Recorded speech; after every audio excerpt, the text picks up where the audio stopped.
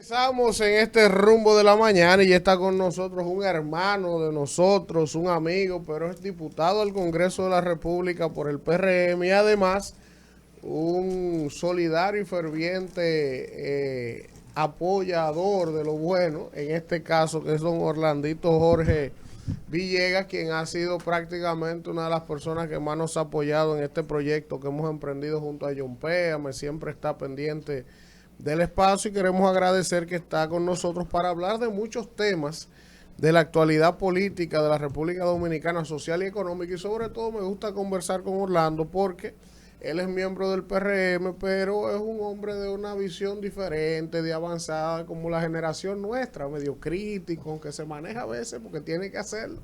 Buenos días, Orlandito, ¿cómo estamos? Buenos días, Elvin, y a todo el equipo de Rumbo de la Mañana. De verdad, como siempre, un placer poder estar con ustedes, compartir con personas de mi generación en un espacio de debate y opinión que, como siempre te he dicho, está creciendo y está ganando una gran influencia en nuestra sociedad. Gracias, hermano. Orlando, iniciar hablando sobre la aprobación el día de ayer de la ley electoral, del régimen electoral, que había sido una ley tan difícil de conseguir su aprobación. Algunos actores políticos no estaban a favor de lo que se había sometido. Se cuestionó que en el CES se planteó una cosa, que lo que llegó al Congreso fue otra cosa, pero finalmente ayer se aprobó. Entonces, el PLD ha quedado fuera porque el PLD tenía una resistencia al tema del voto electrónico. ¿Qué fue finalmente lo que se aprobó y qué era lo que el PLD no quería que se aprobara y si finalmente se aprobó en contra de lo que el PLD quería? Así es, ayer aprobamos en 2 lecturas el proyecto de ley orgánico de régimen electoral. Ustedes saben que en los últimos procesos, principalmente en el 2020 y ahora este que viene en 2024, se han planteado modificaciones a la ley de régimen electoral y en el caso del 2020 la ley de partidos políticos, que yo aspiro también a que se haga una de la ley de partidos políticos, que es muy importante.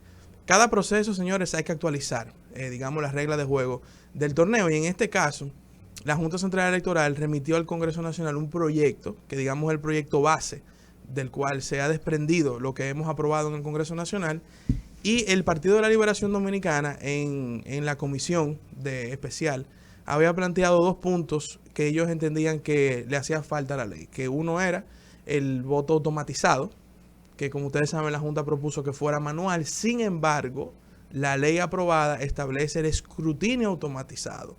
Yo no sé si ustedes recuerdan que en el 2020 no había escrutinio automatizado, simplemente la transmisión de las actas hacia, digamos, la Junta Municipal en este caso. Ahora será, el escrutinio será automatizado, es decir, el conteo será automatizado y el voto será manual. Ese fue el primer punto que ellos colocaron en un informe disidente que dentro de los protocolos burocráticos de la Cámara, pues ellos sometieron. El segundo punto, que es un punto muy importante, y que digo que es importante porque es un tema que aquí se ha utilizado a según, es el tema del transfugismo. Ellos planteaban que se debían contemplar una serie de sanciones para el transfugismo.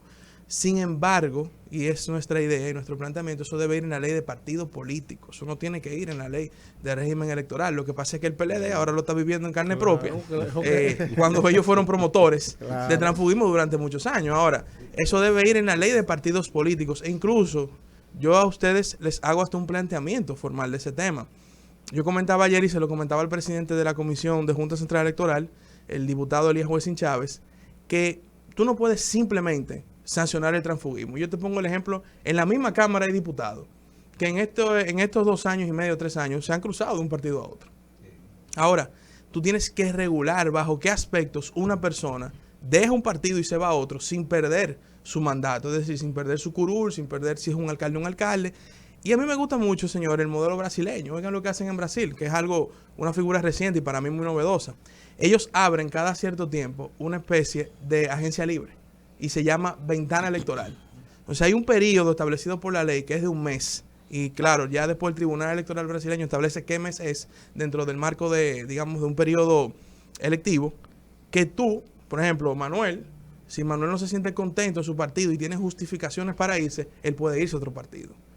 Pero es un periodo establecido. Fuera de ese periodo hay prerrogativas para las cuales tú puedes irte de un partido. Pero, señores, tú no puedes irte de un partido porque te quillaste con el presidente porque no te cumplió con algo. O sea, no puede ser tan simplista el por qué uno se va de un partido a otro. Entonces, para mí, lo que el PLD propuso, aunque es un tema importante, es para la ley de partidos políticos. Y no solamente debe verse como algo de sancionar, sino que debe verse en su espectro completo. Entonces, más o menos, esos fueron los dos temas que ellos objetaron. Sin embargo, con el apoyo obviamente del PRM y la fuerza del pueblo y algunos partidos de bloques minoritarios, como era una ley orgánica, se necesitaba una mayoría calificada, pasó la ley de partidos políticos. Interesante. Orlando, gracias por tu visita aquí a nosotros. ¿Cuál es la diferencia? Muchos dominicanos se harán esta pregunta. Yo siempre que hago una pregunta, siempre pienso en el que está de aquel lado de la radio. ¿Cuál es la diferencia entre la ley del régimen electoral que se acaba de aprobar en el día de ayer y la ley de partidos políticos? ¿Cuáles son esas diferencias fundamentales que tiene una ley y otra? Eso es una muy buena pregunta. Sí. La ley de partidos políticos regula y, digamos, organiza la vida interna de los partidos políticos. Entonces, por ejemplo, el PLD plantea dentro de su para que la gente entienda la diferencia, en el tema del transfugismo, que si una persona, por ejemplo, pierde una candidatura interna dentro de una convención de un partido político, no pueda optar por esa candidatura en otro partido político. Es decir, fulano perdió la candidatura a alcalde de Yamasá y entonces se va al PRD a aspirar porque le ofrecen ese cargo. Ahora, esos son temas que deben de velar dentro de la vida de los partidos políticos. Aparte de eso, todo el tema, por ejemplo, de la estructura interna de los partidos políticos, la formación de los partidos políticos, hasta la parte ideológica de los partidos políticos, la tiene que establecer la ley de partidos políticos. La ley de régimen electoral es, digamos, yo lo establezco como las reglas de juego para las elecciones generales en los diferentes niveles ya de presidencial, congresual y municipal. Entonces, una regula la vida interna de los partidos y la otra es cómo vamos nosotros a ir a un torneo de elecciones generales. Con todo y sus sanciones. Con todo y sus sanciones. Es un tema importante, déjame decirte, porque nosotros logramos en el 2020, y digo logramos, la sociedad logró la figura del fiscal electoral. Pero hay que decir que en el 2020, la fiscal electoral, que fue doña Gisela Cueto, básicamente estaba sola en el ejercicio de sus funciones. Con la nueva ley o la modificación a la ley de régimen electoral, esa figura se fortalece, va a tener más recursos y va a tener más personal disponible para realmente poder perseguir cualquier denuncia de un delito electoral. Danira. Es el mismo tema, la pregunta tuya. Yo me voy a salir del tema. Pues dale. Orlando, quisiera preguntarte lo siguiente. Mira, por lógica, ¿verdad?, digamos, organizativa, uno entendía que una reforma a la ley electoral, que también comparto la idea de que hay que hacer a la ley de partidos políticos, debió hacerse, digamos, en el primer semestre del presente gobierno, para que así la Junta tuviese la oportunidad de desarrollar su calendario electoral, adaptarse a la nueva legislación y poder subsanar eso sin ningún tipo de problema. La tradición que hay en este país es que todos los gobiernos, cuando tienen su Congreso a favor, acercándose a las elecciones, compran 25 yardas de tela de esa de la que venden en Villa Consuelo y se hacen un traje y se hacen una cosa. No corre el riesgo el país, ahora que con esta aprobación de esta legislación estemos en presencia. Fíjate que el PLD tiene una discusión por un lado, tratando de imponer un tema que es de ellos, ¿verdad? Uno sabe que es lo que quieren justificar con eso. Y el PRM y la Fuerza del Pueblo tienen otra dinámica por otro lado. Al final el país no corre el riesgo de que estemos en una lucha de gente que lo que quiere es uno hacerse una chacabana, otro hacerse un pantalón de gabardina. No corremos ese riesgo para este proceso electoral. Mira, yo puedo decirte que hablando por el PRM, yo tengo que ser sincero en esa parte, el PRM ha sido coherente en cada proceso donde se ha debatido el tema de la ley electoral y la ley de partidos, ser coherente en no politizarlo. Si nosotros vemos en el 2020, ahí no se politizó tampoco la ley de partidos políticos. Entonces se buscó un consenso. Lo que pasa es que en ese momento el PLD era oficialista. Y digamos lo que de alguna manera el PRM propuso también le convenía al PLD. Lo que pasa es que el PLD, como digo, está viviendo en carne propia ahora muchas de las cosas que ellos hicieron cuando eran oficialistas y quieren tergiversar un poco la conversación hacia su favor. Sin embargo, Manuel, en el caso del Congreso y en el caso de nuestra democracia, la mayoría se imponen. Ayer se impuso una mayoría, como digo, calificada. Yo no creo que el PRM esté buscando un traje a su medida, porque al final, fíjate que las modificaciones que se hicieron benefician a todo el mundo. Si nosotros analizamos objetivamente, las modificaciones que se hicieron benefician a todo el mundo, partidos grandes y partidos pequeños también. Lo que pasa es que hay gente, yo quiero decirlo aquí, hay gente, y no me refiero a los partidos grandes, pero que eso sí quieren que le hagan a veces una chacabana a su medida, pero no se quieren fajar a trabajar, buscar votos. Entonces, ahí sí yo te digo que hay 2 o 3 partidos pequeños que querían como que le hicieran una chacabana o un pantalón, en fin, pero oye, me fájense a buscar votos porque no es nada más, la ley no es nada más beneficiarte 100% en todo, tú tienes que hacer un trabajo para poder incluso recibir mejores beneficios de esa ley. Entonces, yo pienso que a nivel, por ejemplo, de los partidos grandes, de todos los partidos, lo beneficia las modificaciones que se hicieron. Pero sí hay gente, y son de partidos pequeños, que querían algunas modificaciones para su propio beneficio, porque es más fácil poner una ley a lo que te beneficia que tú fajaste un trabajo político. Danira. Orlando, el tema de las desapariciones es un tema que tú asumiste en el Congreso, que se ha incrementado en los últimos meses, los últimos años. Presentan tus proyectos en la Cámara, el proyecto Amber. Correcto. ¿En qué quedó eso? Porque aquí se presentan proyectos importantísimos y como que con el tiempo se diluyen. ¿En qué quedó ese proyecto? Y las desapariciones siguen aumentando. Ese es nuestro dolor de cabeza, digamos, en el Congreso, el poder lograr que los proyectos se concreticen. Ese proyecto perimió ahora, al final de la legislatura, de la segunda legislatura ordinaria 2022-2023. Nosotros vamos a someter nuevamente ahora en la primera legislatura ordinaria del año 2023. Nosotros estamos metiendo presión a la Comisión de la Presidencia de la República para que pueda darle cabida a conocer ese proyecto en la comisión. Aprovechando, te cuento que perimió, vamos a mejorar el proyecto para someterlo de nuevo. Entonces, ya no será solamente alerta Amber, sino que vamos a dividir las alertas digamos, bajo el modelo internacional de las alertas. Está alerta Amber, está la alerta Plata también, que es para mayores de edad. Entonces vamos a dividirlo en diferentes alertas según el grupo poblacional que amerite el rescate cuando se encuentre desaparecido. Te doy esa novedad que no lo había dicho. Aprovecho este espacio para dar esa primicia. Vamos a fortalecer el proyecto y dividirlos en otras alertas, de manera que no sea que alerta Amber englobe a todo el mundo, sino que ese sea para menores, la alerta Plata para mayores, y existe también la alerta de oro para otro grupo poblacional ya más de mayor edad. Entonces vamos a aprovechar esta pausa congresual para fortalecer el proyecto, someterlo de nuevo. Y Danira, yo entiendo, porque lo he hablado con el presidente de la Cámara, que él tiene un compromiso con esa ley también. Pero ¿por qué no le han hecho caso? O sea, un proyecto tan importante que todo el mundo habla de la desaparición. Entonces, ¿qué ha pasado?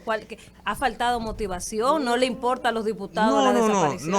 No creo que... Hay proyectos que se someten en 3 días y ya eso lo aprueban. No creo que sea... No es un tema de motivación ni de falta de interés. Lo que pasa es que la dinámica del Congreso es muy compleja.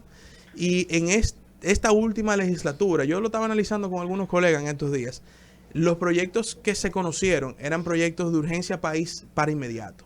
Claro, eso es un problema para los diputados, porque tu agenda legislativa, que al final es la agenda de tu circunscripción, la agenda del público que votó por ti, queda en un segundo plano. Sin embargo, Danira, yo soy de lo que digo que este es un tema nacional, de seguridad nacional, que no tenemos un mecanismo ahora mismo de cómo realmente fortalecer digamos, la búsqueda de los desaparecidos. Y yo te digo que a partir de marzo yo voy a meter presión cancha entera para que eso se apruebe. He hablado con el presidente de la comisión, él tiene un compromiso con ese proyecto y todos los actores vinculados a las consultas técnicas de ese proyecto de ley están alineados. Kimberly.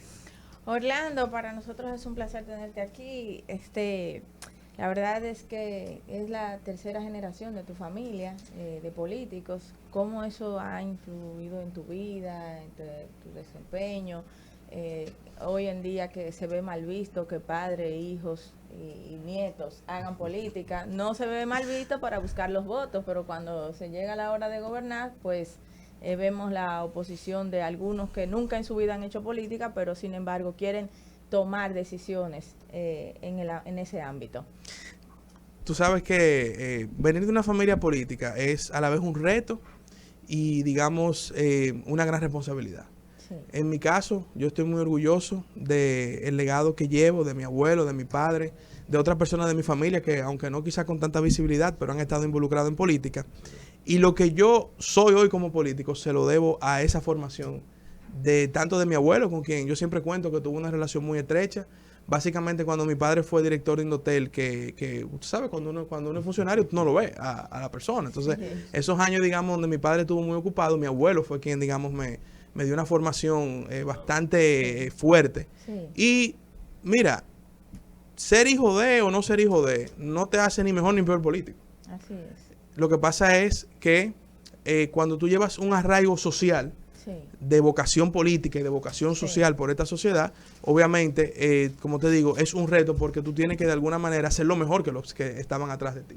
Ahora, yo no soy de los que critico que el hijo de o la hija de haga política, al contrario, eso viene de familia, señores. Aquí hay peloteros que fueron, o sea, el abuelo fue pelotero, el papá, y ahora la tercera generación, como tú dices, son peloteros.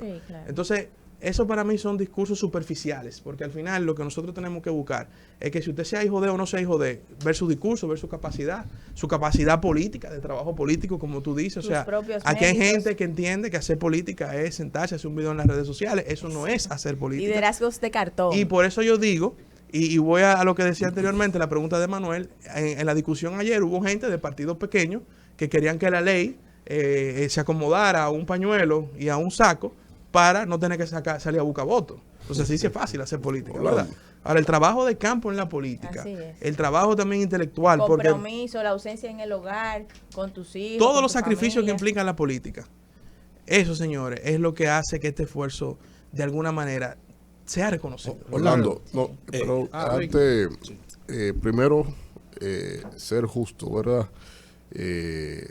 Resaltar y destacar el siempre apegado compromiso que tú has tenido con este espacio, pero a la vez con las causas sociales que promovemos aquí.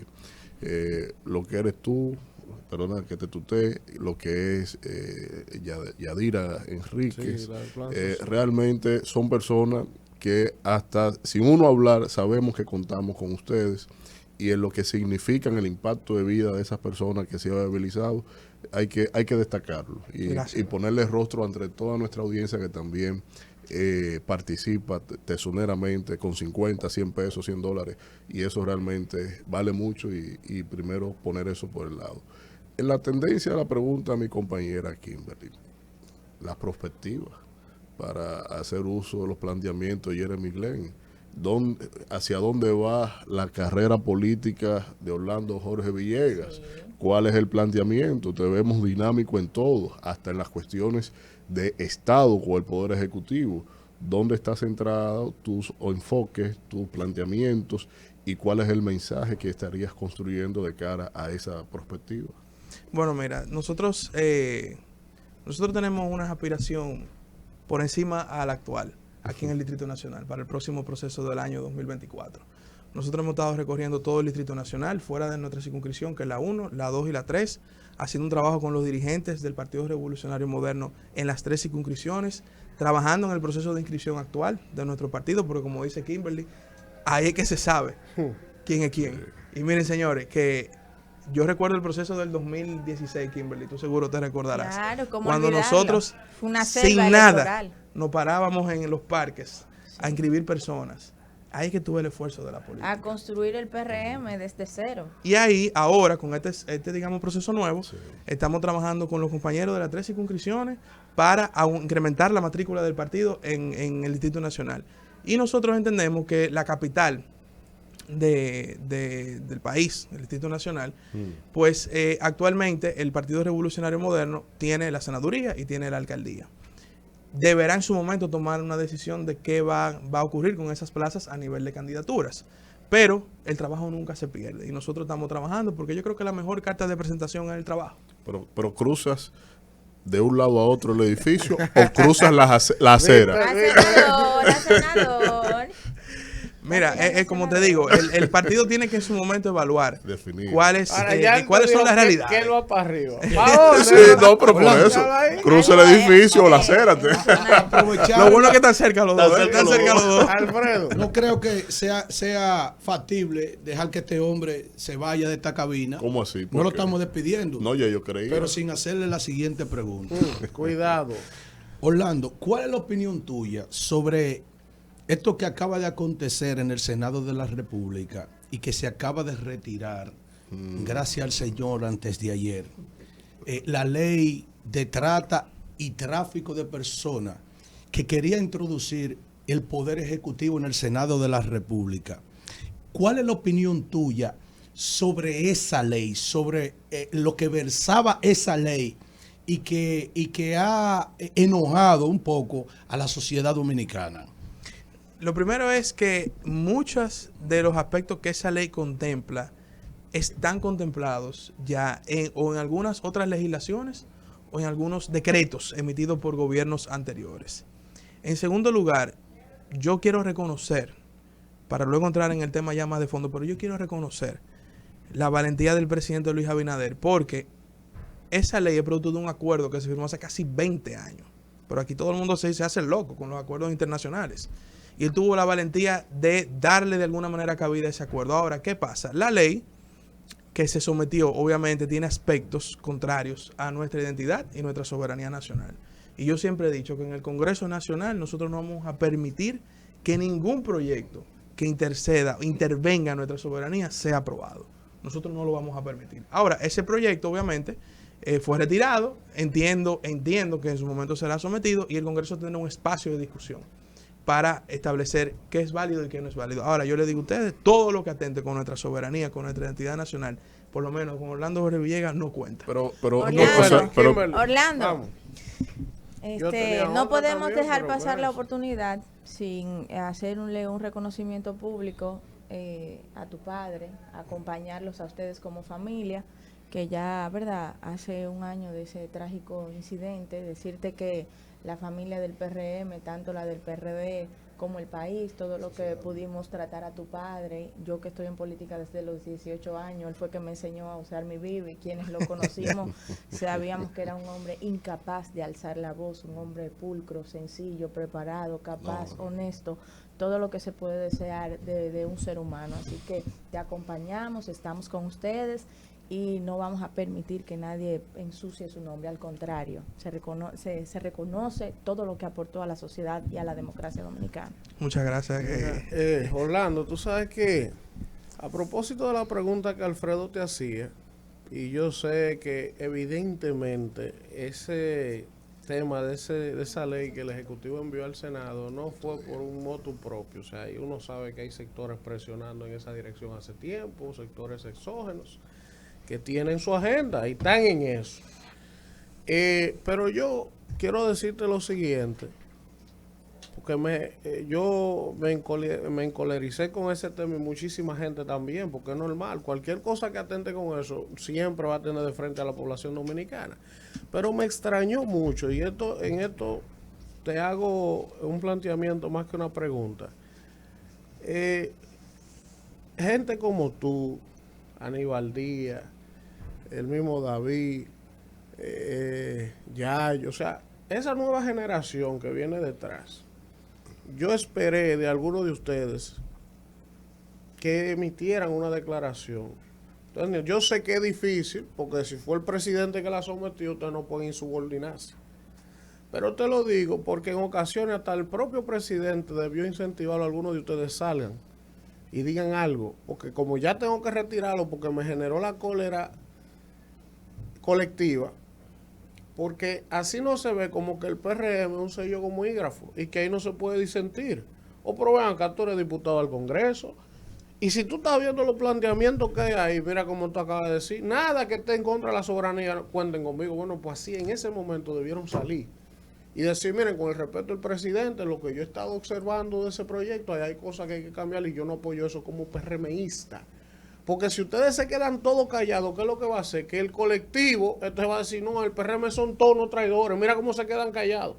Cuando yo sé que muchos de ustedes no apoyaban esa vaina, pero por el temor a la confrontación a veces se quedan callados y entonces al final el colectivo percibe que en el PRM ahí no se puede disentir. Si Luis manda una vaina, nadie la puede contratar. Eso no es verdad.